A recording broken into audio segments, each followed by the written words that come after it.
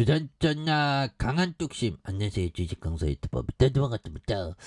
자, 세상이 살벌합니다. 하지만 그럴 때일수록 내 마음 정말 어떤 태양과 같이 밝음을 유지하고 어둠은 밝음을 이겨낼 수 없죠. 뭐요. 그래서 빼는션 다시 한번 앞으로 치고 나가는 그런 어떤 센세이션이 또 많이 보여줄 수 있는 그런 어떤 좋은 기업이 바로 우리의 빼노션이다. 그래서 뭐 실적도 잘 나오면서 올해 하반기 글로벌 컨테이너 운임이 큰 폭으로 하락 중으로 내년 컨테이너 사업부 수익성 악화가 우려되지만 내년에도 컨테이선 호황 지속으로 상세가 가능하다고 뭐 이렇게 얘기해 주고 있죠. 그렇게 해서 주가는 PBR이 0.6배로 밴드 하단에 대한 부분 지나치게 저평가되어 있는 이런 어떤 부분 굉장히 대단하죠 보면 그렇게 해서 자 우리가 존네프 형이 이런 말을 했죠. 근데 저는 좀 이렇게 저 PBR을 좀 많이 안 보는 것 같아요. 근데 저 PBR이 중요합니다. 그래서 종목은 헐값에 거래되는 경우가 많다. 다수 투자자들은 PER PER 그 종목의 수익과 성장 가능성이 상대적으로 낮다고 판단하기 때문이다. 만일 당신이 PER 종목에 투자하려 한다면 저가로 거래되는 종목 중에서 실제로 성장 가능성이 낮은 종목과 단순히 저평가된 종목을 구분할 수 있어야 한다. 그러니까 싼 것뿐만 아니라 뭔가 어떤 턴 어라운드 될 어떤 계기가 있을 수 있는 그런 어떤 종목에 투자를 해야 된다는 거죠. 그래서 PER 종목은 헐값에 거래되는 경우가 많다. 대다수 투자자들은 저퍼 종목이 수익과 안정성 가능성이 상대적으로 낮다고 판단하기 때문에 만일 당신이 저퍼 종목에 투자를 한다면 저가로 거래되는 종목 중에 실제로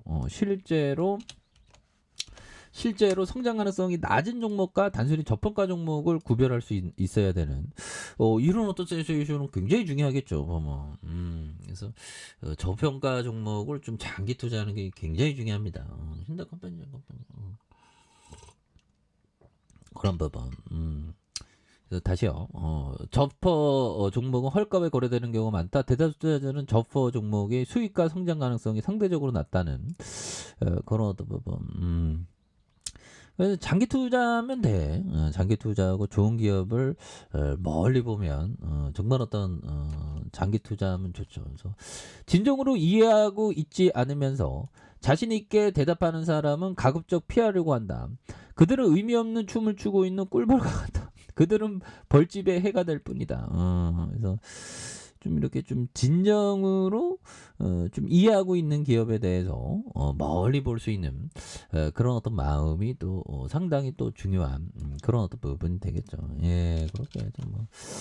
자, 앞으로 있어서 좋은 기업에 대해서 좀 장기 투자하는 게 이게 또 상당히 중요한 그런 어떤 부분이 또 되겠고, 예, 그렇게 해서 빼노션에 대한 부분 외국인들이 또 이렇게 또 많이 잡아주고 있죠. 외국인들 많이 잡아주고 있고, 근데 그 사람은 그 배워야 돼. 보면 나도 좀 참 어리석은 투자를 좀 많이 하는 것 같아요. 어리석은 투자. 뭐 그래도 뭐 그러면서 또 배우는 거 아닐까요? 보면.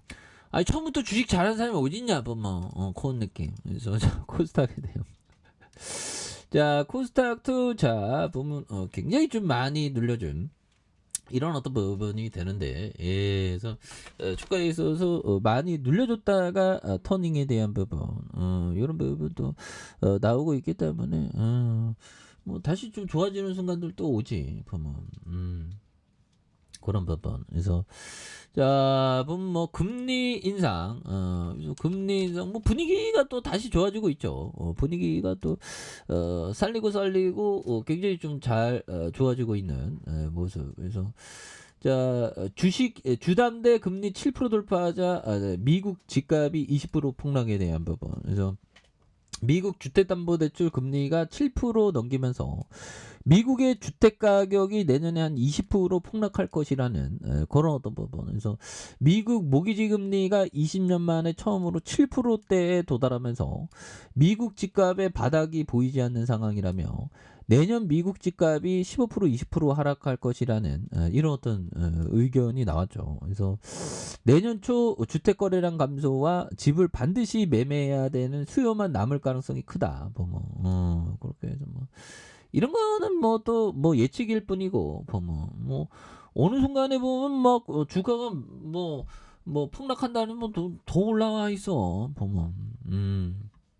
그렇게 해서 뭐 우리 시장은 그 너무 저평가되어 있고 저는 뭐 러시아 전쟁이 그 러시아의 그 푸틴이가 전쟁을 또 이렇게 굉장히 좀 이렇게 끝내지 않을까 이런 어떤 생각이 좀 듭니다. 푸틴이가 이제 보면 자 클렘린군은 우크라이나 전선에 투입할 병력을 더 보호하기 위해서 푸틴이의 연내 국가 동원령 발표에 대한 추측을 공식 이렇게 아니다 뭐 이렇게 얘기하는 푸틴이 보면 자 그래서 푸틴이가 러시아 대통령이 우크라이나 전장에 파견할 군인을 예비역 대상으로 30만 명가량 징집하다는 이런 어떤 부분 동원령 그래서 러시아가 병력 확충을 더 할 수 있다는 그런 어떤 부분에서 SNS 트위터 개인 계정을 통해 러시아가 내년 1월에 2차 동원령의 발령을 준비하고 있다 보면 50만 명, 70만.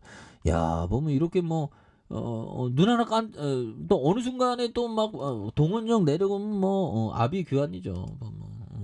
그런데 뭐 페르시아는 뭐 앞으로 또 실적 잘 나겠지 보면 그렇게 해서 너무 떨어졌어 보면 또 땅에 이런 부분에서 다시 컨티뉴 하단에 다시 한번 올려주는 이런 포커스가 또 나올 만하다. 60분 봉에서 흔들어 올려주다가 눌려주는 요 점에서 다시 한번 터닝이 굉장히 세게 나올 수 있는 모습이 또 보여줄 만하다. 그래서 주봉의 일봉에서 다시 한번 또 역전이 좀 많이 남아주는 모습을 한번 기대해 보도록 하겠습니다. 그렇게 해서 좀 장기 투자하면 결국에 승리합니다, 얘들아. 자, 아래 카페에서 전방 확인하시고 쭉 구독하기 알람 설정까지 했던 모든 분들 감사합니다. 자, 갑니다. 축복합니다. 이것입니다.